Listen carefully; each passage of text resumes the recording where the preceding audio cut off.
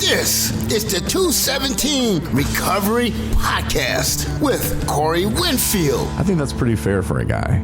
Once a quarter, 4 times a year, you trim toenails. If it needs to be done, it needs to be done. I don't think that you can go by the calendar year. You probably wish I would, because I probably maybe really do it like twice a year. And co-host Marnie Winfield. The people that really are drawn to the 12-step program, one piece of those 12-step groups is because it's people from all different varieties and lengths of time of sobriety. It is the 29th of April, 2023. I'm Corey Winfield. I'm Marnie Winfield. Welcome. 217 Recovery Podcast. I was just thinking, there's a way for us to get donations and have fun at the same time. Play a little game. Yeah? Yeah. You can pick a day on a calendar. Mm-hmm. And if that's the day I clip my toenails again, you win the pot. Wow. Half of the pot. Wow.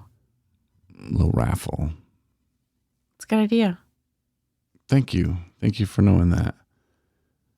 It's pretty good, right? Mm-hmm. I just came up with that. Is there a way we can make it so it's like has to be drawn 4 times a year? So that means you wish. Hey, I'm a month and a half into this because we're just about almost there. I should get a chip every month. No. That I don't clip my toenails. That's self-care, honey. It was your birthday. March 17th was the last time I clipped them. Oh my gosh. They're not bad. It's so scary that you know that information. Well, because I remembered it, because I knew it was, if it was on your birthday, I would remember. Because I really want to know how many times a year I do it. That doesn't mean you need to do it last. Shout out to my friend Ron Robinson, his Radio Days podcast, because he said he wears socks at night to protect his wife. So I don't do that. I don't know if that's because that's because he's funny. Not as sweet as Ron, or I don't know. Not as thoughtful as Ron. Not sure. Maybe it's a guy thing. Maybe it's just a Corey Ron thing. I don't know.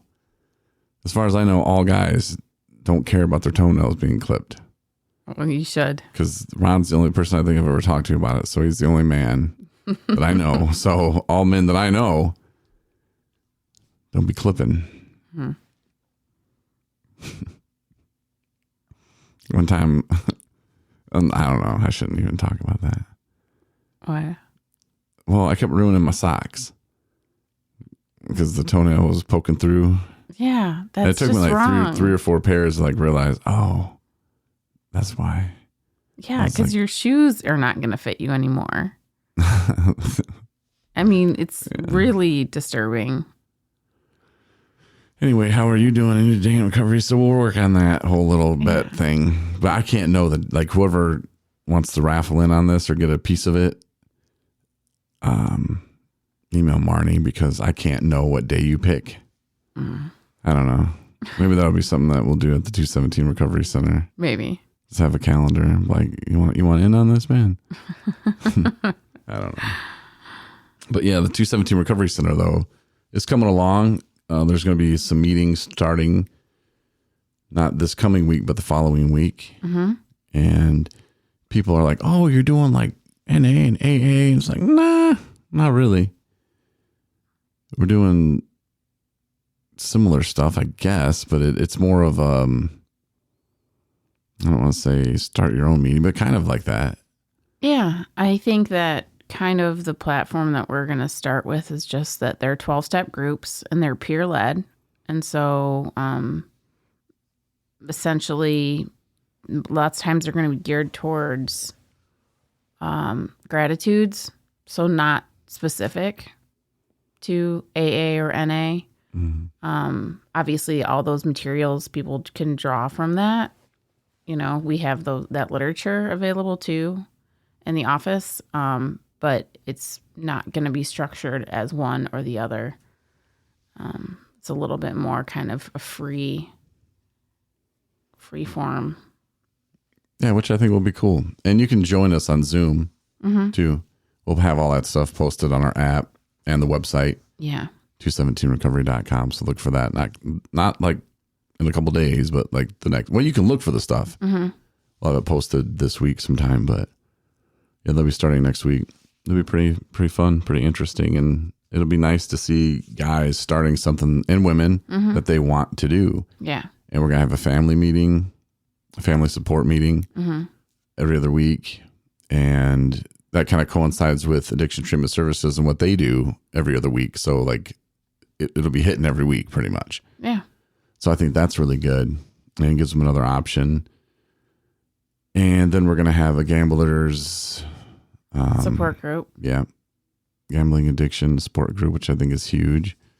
And Marshall, who his name is Mitchell. That's what I was going to say. Okay. Come on, honey. You didn't even let me get it out there. Bye. Oh, there's Mitchell right there. But he's starting a Spirit of Recovery. There you go. Again, you didn't let me finish it. I didn't even go nasty there. I wasn't even going to do anything sexual, just to let you know. So he's starting, what was it? This Spirit of Recovery. And that's going to be on Saturdays at 10. And yeah, like I said, if you want to jump on Zoom, you know, our place isn't that huge. And we're not trying to pack like 50 people into it. Right. Maybe like 10, if that.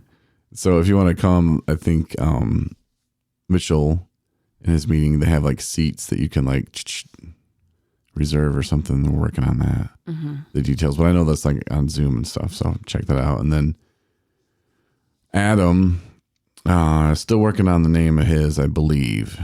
It was Up and Adam. I really think it's cute. I like the name. And then it was Up and in... but I don't know. It was all like... It was an at symbol. Yeah. And then... Up and Adam. Something else. I don't know.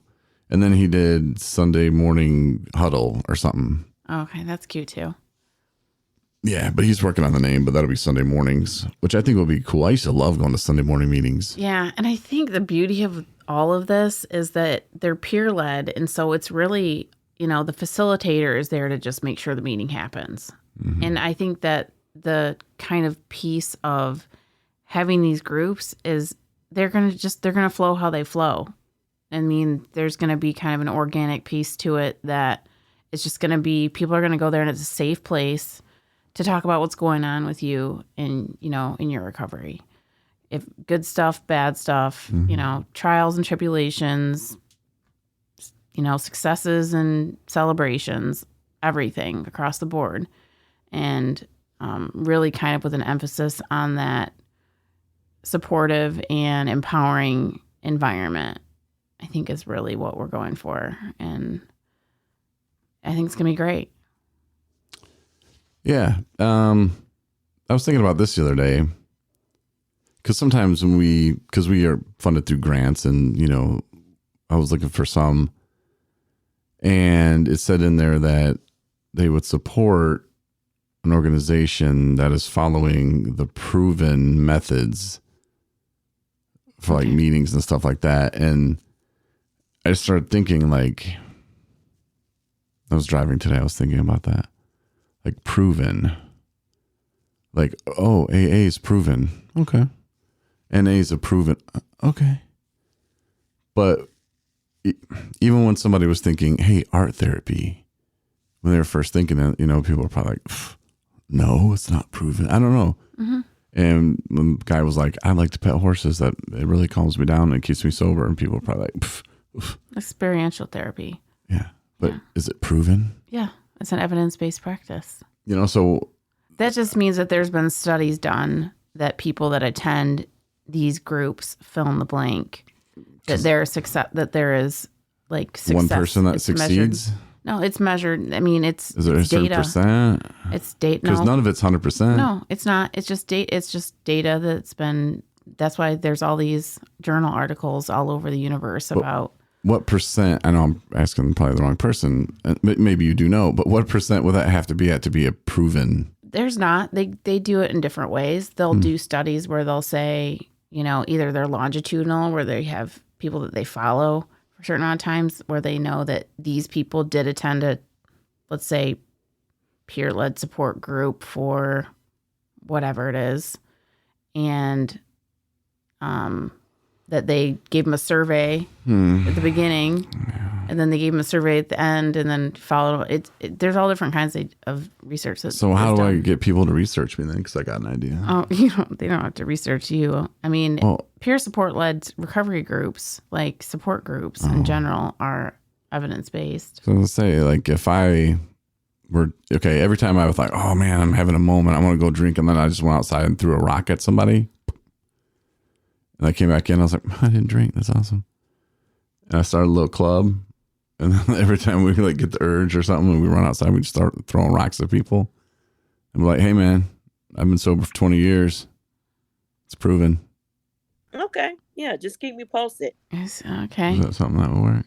Probably not, no. I don't think so. I'll probably go to jail. I can't throw rocks at people. But you know what I'm saying? Like, I don't know. I guess that's something that we'll have to figure out, because I'm sure Norm, who's starting his, what is that one? The spiritualities? Search for Serenity. Yeah, it's close. That group, I'm sure he's going to want that, like, proven, or is it already? Or you already said proven. the peer led. Well, it's peer led. It. It's peer led, but it's that one in particular. It follows. He's using a book that is available just on Amazon, and it started off, I guess, essentially introduced and used maybe by Alcoholics Anonymous, and I'm just saying that because that's if you look online, it's what it says. Mm-hmm. But that it's veered off and it's been just used by different populations, or therapists even have given it to clients, or used in individual sessions or groups. But yeah, I mean, I know a little bit about it. I don't know a lot about it, but from what I understand, I mean, he loves it and he thinks it's going to be a really good kind of, programming kind of to use for that group.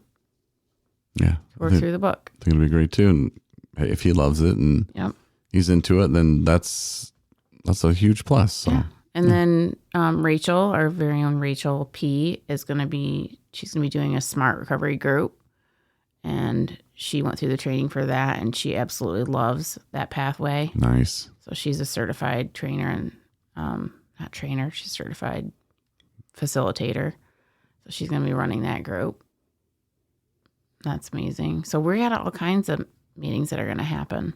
Mm-hmm. And those will be posted on our website probably next week. No, it will be this coming week. This coming week, yes. So, and our Zoom ID will be on there. Mm-hmm. The more the merrier. Mm-hmm. So, yeah. Join us.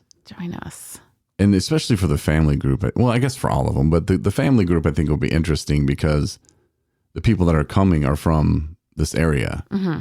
And they're kind of new to it, some of them. Mm-hmm. And, they're just trying to find help. Like, what do we do? My kid's doing this, or my brother's doing this, or whatever, and I think they're going to be, okay, well, when we went to California and we're like, well, same stories, like they're so similar. And then I remember jumping on when COVID was going on, and I was like doing meetings all over the world, and same stories. And you're like, but that dude's in Ireland.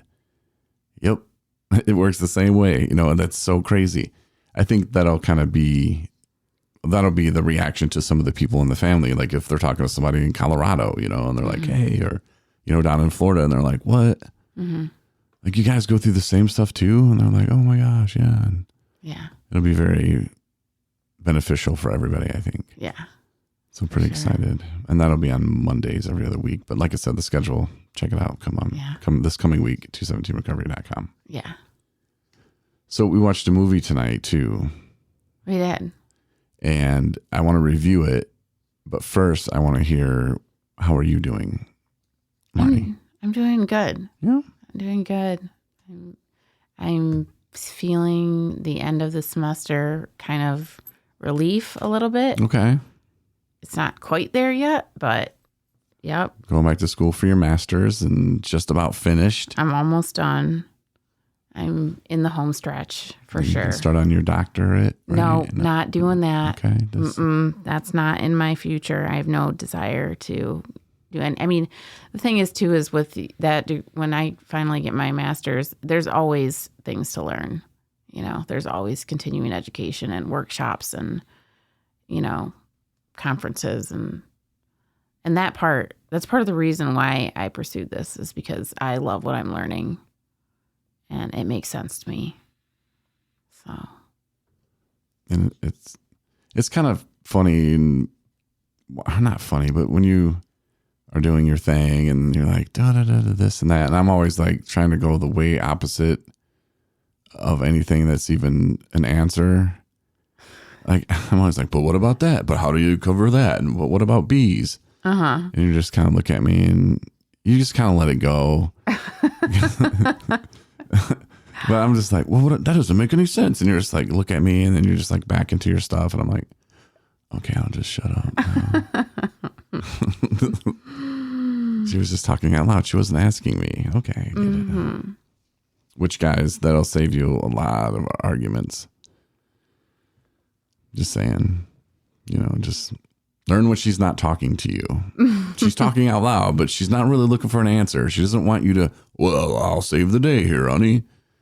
No. You mean when I'm writing things? When you're writing things, or when you're talking, sometimes you just kind of talk out loud, and I'm like, well, let me go ahead and suggest and you're on to the next. I'm like, well, then she wasn't wanting that. And then I'm like, no, she wasn't. Oh my gosh, that's adorable.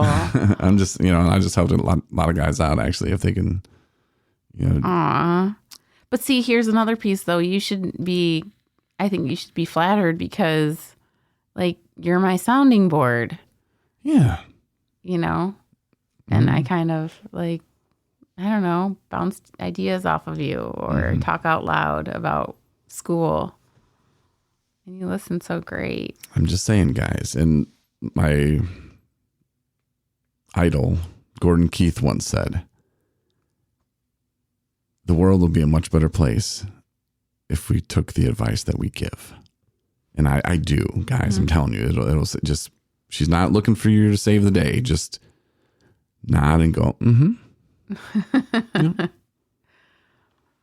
You'll know when she wants an answer.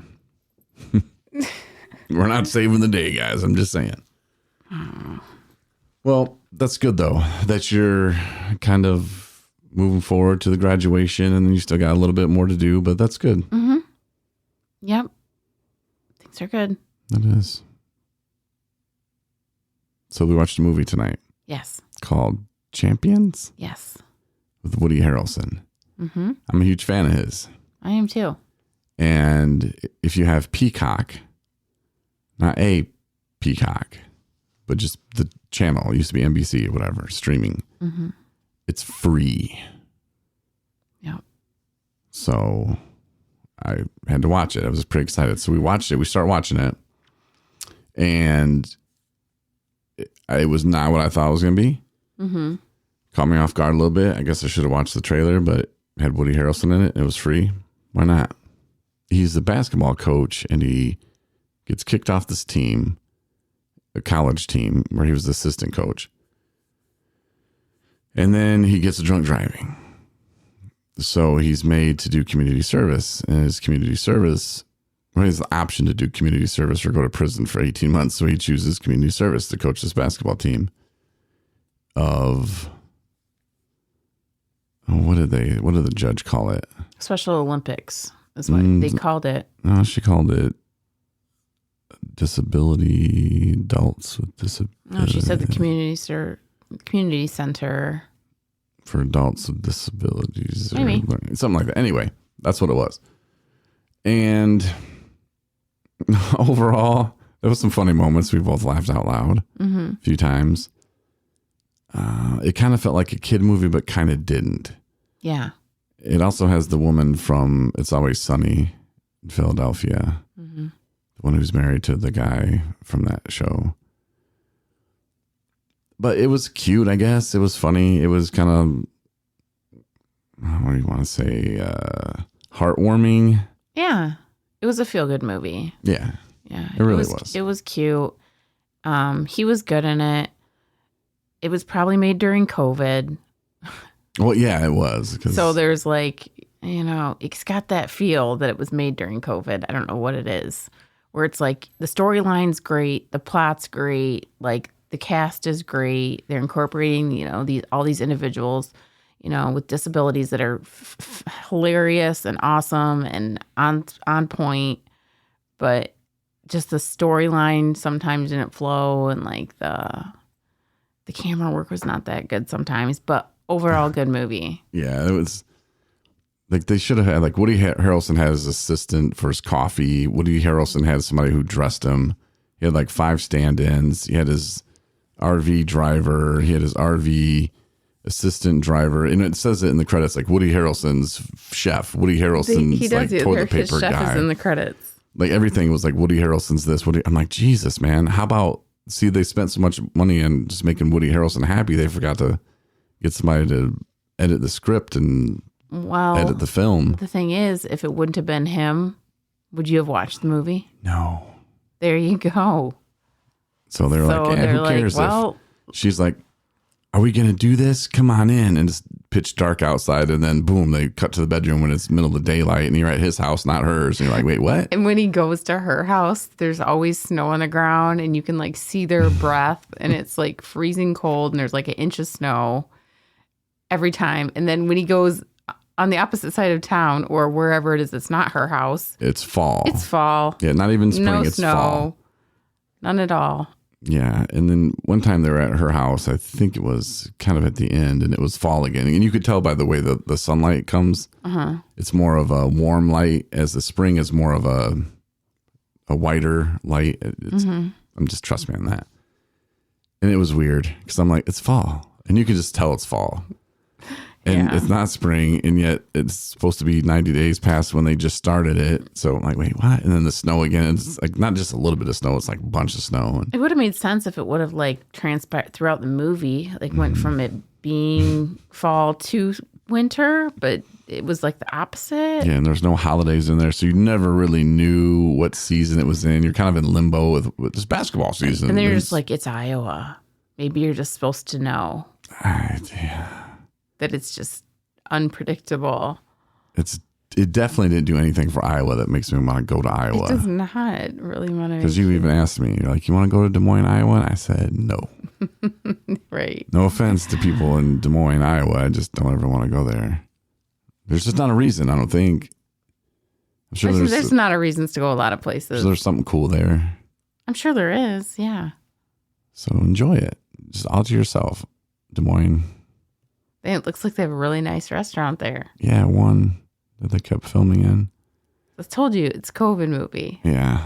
I don't know. But if you can get past those little things and then, like you said, the shaky camera. And I was like, well, yeah, I'm not going to say what I said, but because it's not important. But if you can get past that stuff, cute movie. Yes, cute movie for sure. So I would give it a 3 out of 5. I'm with you. Equal a 6 out of 10. I'm with you. So enjoy that. If you have Peacock, it's free. Yeah. Anything else we got? Nothing. Nothing. I'm just enjoying the weekend and got to see some family on Friday. Oh, we got to see a familiar face from our history. Oh, yeah. Let's talk about that. Okay. Yeah, you go ahead. No, you. Oh, I was just... No, so we had my sister, who is I don't see very often, was coming into Michigan from Washington, D.C., and she was only going to be in town for a few days, but my dad also lives downstate, which is Corey's father-in-law. And so we decided to, we figured out that there was a ride that was going to be down in that area. So we decided to make the trip down there. And that's my dad. And we're able to tour Sanford House, which is a treatment program. And it was a beautiful home. It was a gorgeous home. I mean, so much character, so much history.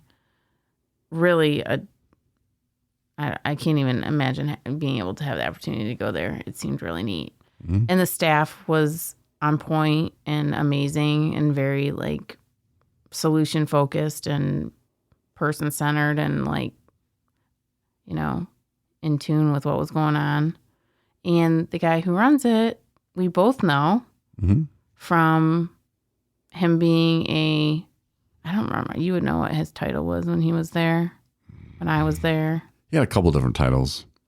Yeah. But he worked at the place I went to the last time I went to treatment. And he was like the HR assistant or something. I think he started out as, and he had to like take notes from all the crazy stuff that I was telling him, because they had a security guard there that said that everybody in room 217 better be careful because he is our worst nightmare.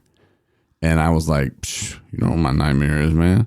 So I like filed a complaint, and then they came to talk to me about it. Like, okay, so what's going on? I'm like, man, he said that he's my worst nightmare. And he's like, you don't know about my nightmares. And I started talking about like what happens when the electric goes off. My electric gets shut off, you know, that's a nightmare. And then like, I was like, I could be, you know, I had one dream, and it was a nightmare that I got kidnapped by a bunch of biker midgets, and they like did things to me sexually in a basement, some house I didn't know.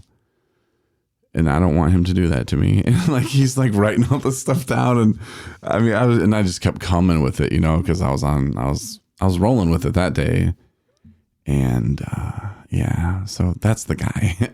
And then later he was like, he didn't hire me. This guy named Steven did, and then Steven, like a week later, was like, well, I'm not your boss no more. I'm taking this other job. And I was like, dude, I only came here because you were my boss. Like, this is stupid. And then he took over that position, but you could tell he didn't really want it. And he was like doing like 3 other positions. And it's like, what the hell, man, is going on? And when it got to the point, because that place was like a joke, and a really bad joke for people going there for treatment. And I wouldn't recommend it. It's like a McDonald's of the treatment industry. That's my opinion as a professional radio broadcaster and as a human being. And it was work. It was messing with my sobriety. I couldn't take it no more. And so I was like, just going to quit, leave him high and dry. And then Tyrone told me, no, I couldn't do that because I committed to it. So I said, damn you, Tyrone. Okay, I want my 90-day review. So I was like, I want my 90-day review. And then, you know, Lance is the guy who was like, okay. So he meets with me and we go in, you know, and I'm like, look, man. And he's like, well, I think I said this is messing with my sobriety, not working out. And he's like, we're feeling the same way. I was like, cool. See ya. You know, but I didn't hold it against Lance, and I could tell he hated that. He hated working there too. Anybody that's serious about it hates working there. So I didn't take it personal. I, you know, would say I quit the right way, departed the right way.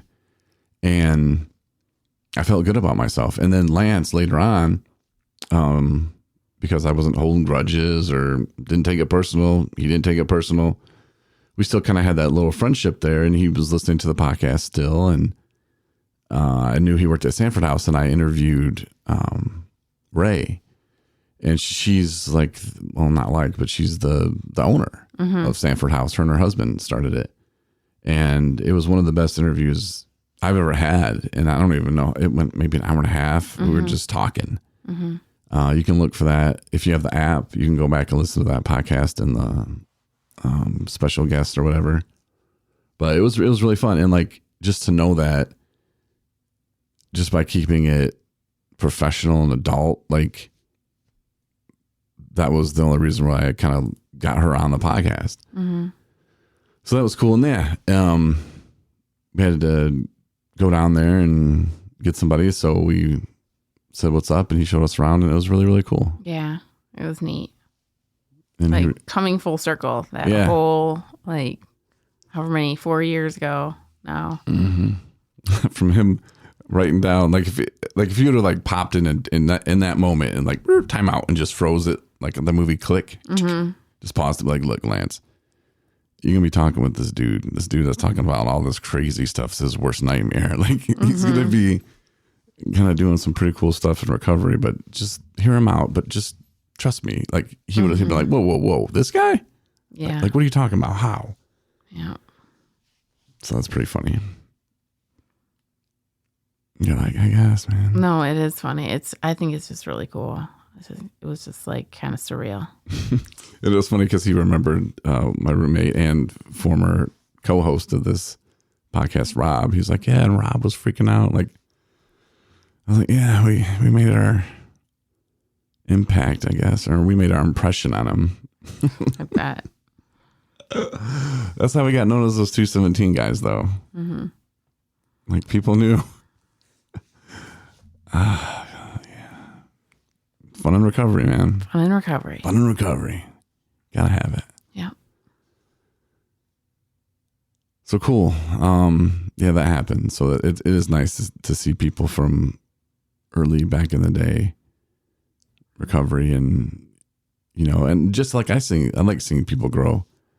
Jacob Sparks, he was, I think, gonna do rapping tonight. There was a NA talent show, and I told him I was gonna go, but then I really wasn't feeling well, and I was like, man, last time I went to one of those, ended up with COVID, and what if I give it COVID to people? What if I have it? And so I was like, yeah, I'm not going to go to that. But just to see where he came from, and he just got us 3 years. So That's awesome. Big props to Sparky there. That's so awesome. Mm-hmm. And hopefully he's out tearing it up tonight. But, it is nice to see people like that kind of come up and where they were at and where they're at now. Mm-hmm. So I'm sure Lance kind of sees that with us, and it's like, oh, that's really cool. Yeah, for sure. Cool.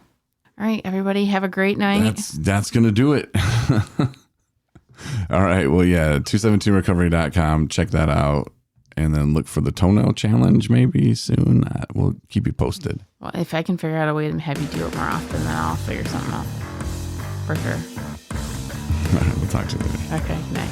Thanks for listening to the 217 Recovery Podcast. Win a bunch of free shit from 217 Recovery. Go to the app or the website, 217recovery.com.